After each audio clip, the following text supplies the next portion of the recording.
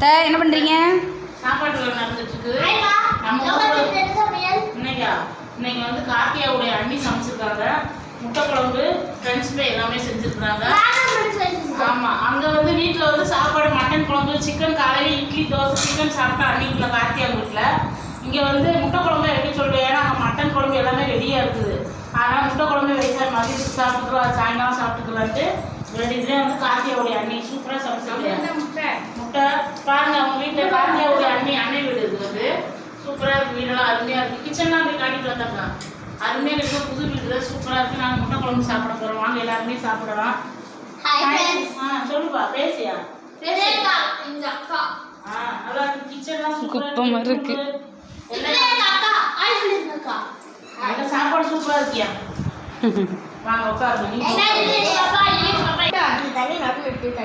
தங்கம், கார்த்தியா எப்படியா இருக்கு? சூப்பராக இருக்கா? கார்த்தியா பாருங்க எப்படின்னு. பாப்பா சஷ்டிகாம்மா நான் இங்கே பாருங்க. நல்லா இருக்கு. யோக பிரியா சாப்பிடுங்க.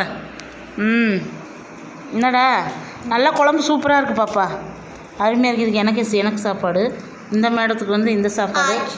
கார்த்தியாவுடைய நாத்தனார்கள் இவங்கெல்லாம். அப்படியா? அண்ணன் பிள்ளைங்க, மருமகள்கள்.